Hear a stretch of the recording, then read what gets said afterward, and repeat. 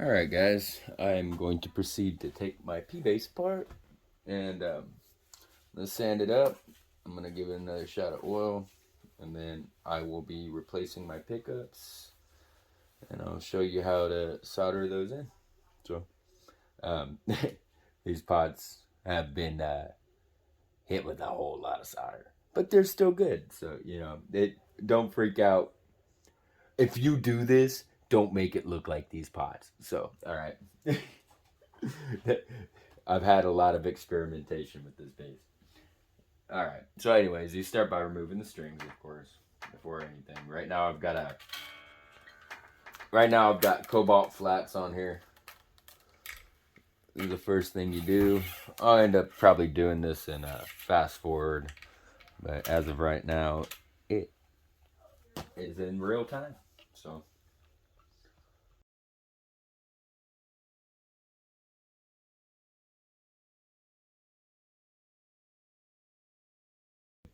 So, anyways, so once you get the strings off, that's the bass. Can you guys see that? Yeah. Okay. So that's the bass. You know what I mean?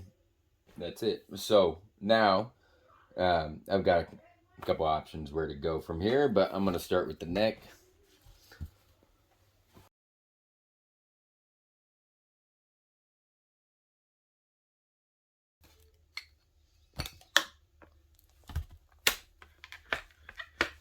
Let's see, a nice tight fit.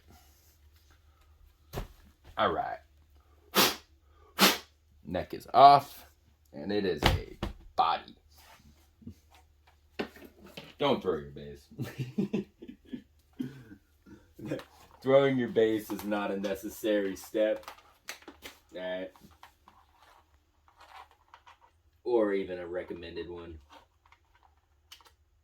No. Soldering iron. This is a Weller. It's a 25 watt. It gets hot enough, but not too hot. I actually got to clean it real quick. Hang on.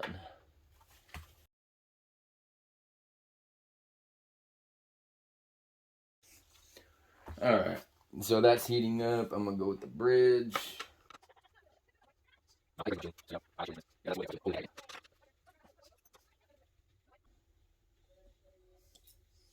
So, be warned. I like shielding.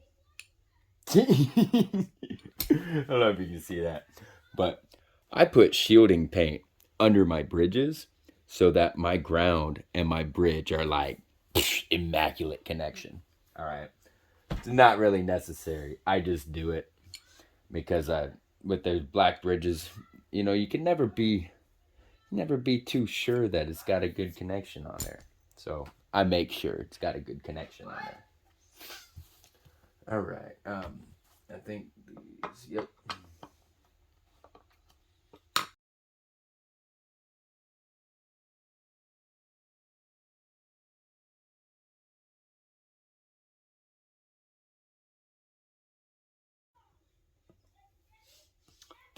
Okay. So all the screws are out of that.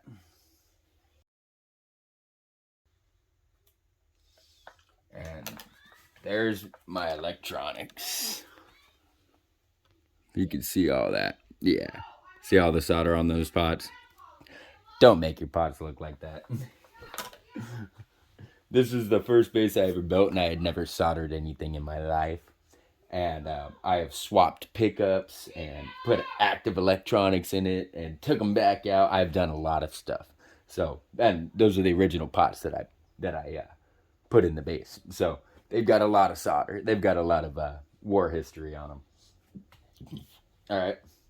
So here we go. Let's get this ground back off right here. Okay. Anyways, let's take out them pickups. So my bridge pickup's wired to this switch right here, and it's only the hot. So this is a very simple one. You just heat it up. I don't know if you can see it. Let me zoom in on this so y'all can see this. There we go. All right. So I'm zooming in on this right here. Repo. Okay. This is the hot to my bridge pickup. And I'm hooked to this lug right here so that when I flip the switch up, it turns on full blast. That's it. Done. Okay. So they're both running. This is the tone pot. They're both running to this volume pot right here in the middle lug. Let's hit this. Bam. Done. So there's this one. They're both running to tone pot for ground because it's a nice open spot. A lot of solder to stick a ground to. And that is that. That is literally like everything. And then put the soldering iron down. Pull this ground wire through. Oh yeah, I've got separate grounds in here. So what I'm gonna do is take my pickups out, and then those wires should just pop through. I've got them shielded, painted, and being held down by the pickups, by the pickup foam. Oh, sorry. Let me zoom back out and get back situated. All right. Take the pickups out. Taking pickups out is as simple as 4 screws. Once it's disconnected, you have 4 screws. Okay. Not really not a big deal.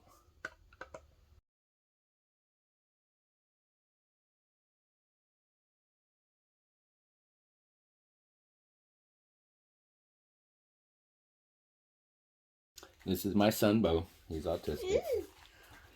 And 6. Oh, yeah. I soldered this thing to it. You know, I'm going to leave that soldered to it, actually. Let's see, which one is it? It is this one.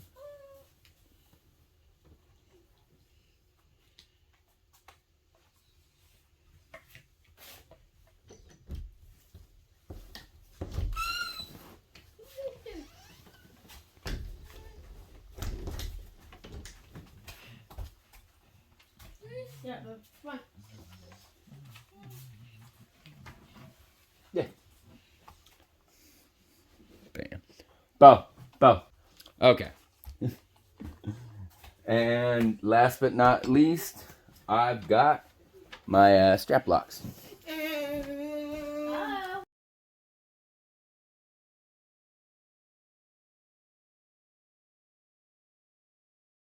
Stuff.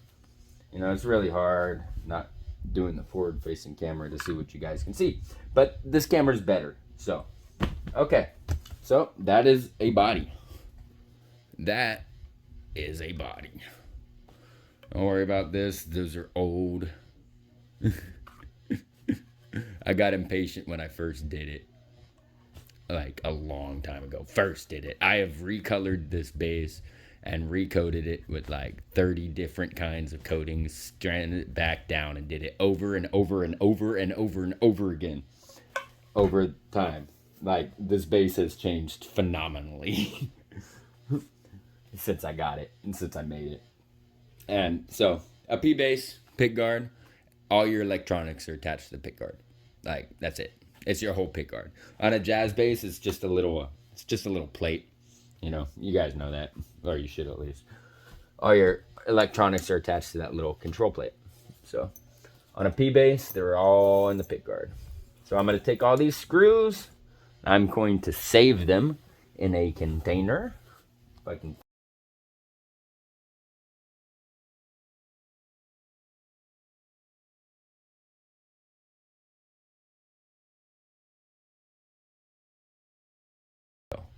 Okay, so I put everything in this case. It's all good to go. Everything's done. Ready for alterations. Now I am going to whip out some. Probably just do steel wool. I'll hit the top with sandpaper and I'll do steel wool on the rest of it. Alright. To be continued. Okay, guys. Welcome to my paint booth. You know, I've got such amazing facilities. It's like outside at my house, and I haven't cleaned up in a while. But, you know, regardless, whatever, dude. Alright, so I've got some 800 grit paper right here. I've got some steel wool right here. I'm going to use the steel wool on the sides, 800 on the front and back. And I'm just going to wrap it on this block so I have a nice sanding block. I really don't care about a sanding block, but you should care about a sanding block. But, you know, again, I really don't care about a sanding block. I'm just going to use it just to show you what you should do. Okay, now, you can wet sand it or you can dry sand it. Wet sanding helps control dust, and it eats through the coating faster in the high spots and slower in the low spots, which is really weird, dude. And it controls dust a little bit. The problem is it gunks up your paper when you do that. So I really don't like the wet sand, but a lot of people do. It really doesn't matter. You can do it either way.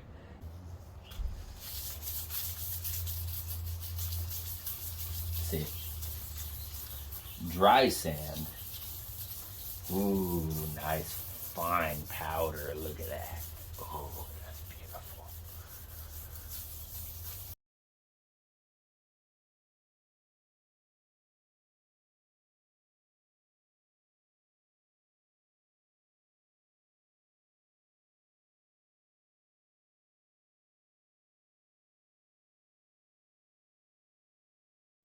All right, that is sanded enough on the front. It is a nice flat sheen going across the whole thing, and all my little drippies and runs are out. I'm gonna do the same thing on the back now.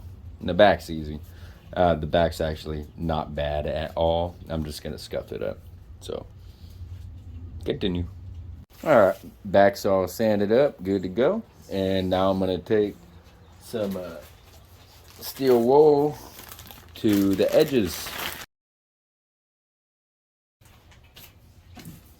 Use steel wool because it gets around all the edges.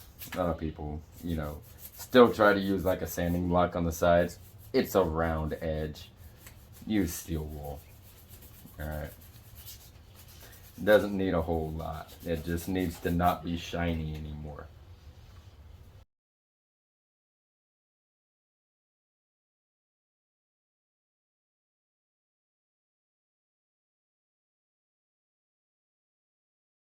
Alright, so I am sanded up. Let me see if you can see this. I am all sanded up. It's all nice and pretty dang consistent. And now I'm going to dust it.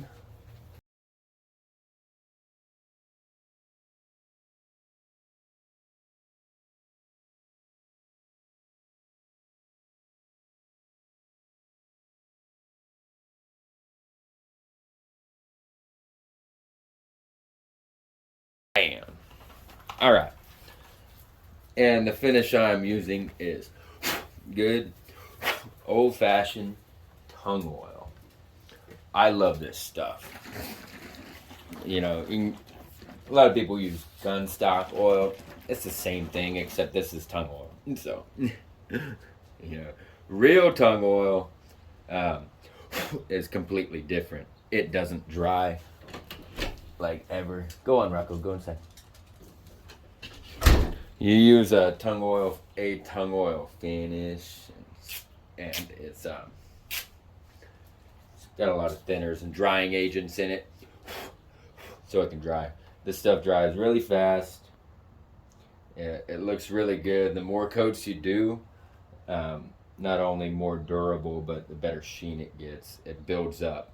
So, and it dries really fast. Like you can do 2, maybe even 3 coats a day, depending on how thick you put it on. The thicker you put it on, it can take up to like a good week to fully dry, but it's like done and it's beautiful and it's solid gloss. But if you do little coat after little coat, you can do like 30 coats over the course of like 2 weeks, and you'll get the same effect. So it just depends on what you want. Me, I like to put a lot of product on, but not totally encase and bomb it. You know what I mean? I like it to still look like wood, not plastic. Okay, so right here, Minwax tongue oil finish. I've got a t-shirt. I'm gonna apply liberally, and then I'm just gonna wipe it on. Like, that's it.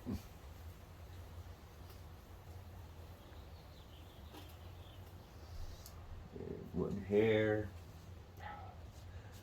And word of the wise, don't do it outside like I do. Alright? This is what I do. This is what I got. Alright? If you've got a place inside to do this, do it inside. Because outside you're always left with wind and dust. Especially with me. Because my backyard is not a yard. Pretty much just all it does. So that's it. You just wipe that on, smooth it out, get it nice and even. You've got, if you see hairs or something in it, get it out right now while you're still wiping it on. Don't wait. It really sucks when you wait. You can't get it out.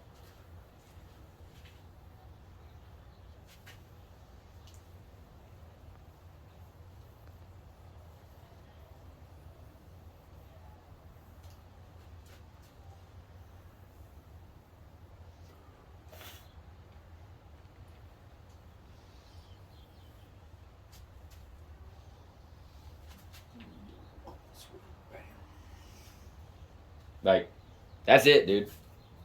It's coated. It's done. You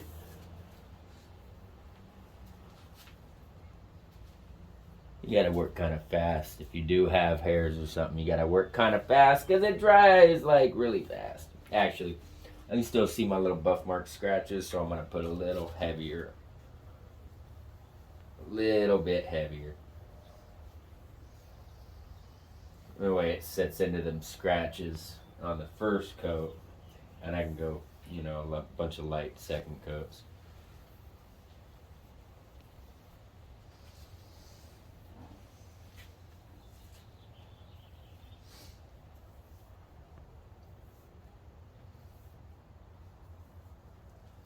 Nice even swipes going down, hit my edges, and like that's it, dude. Done. Now I wait for that to dry. I will hit it one more time, wait for it to dry, and I will flip it. So,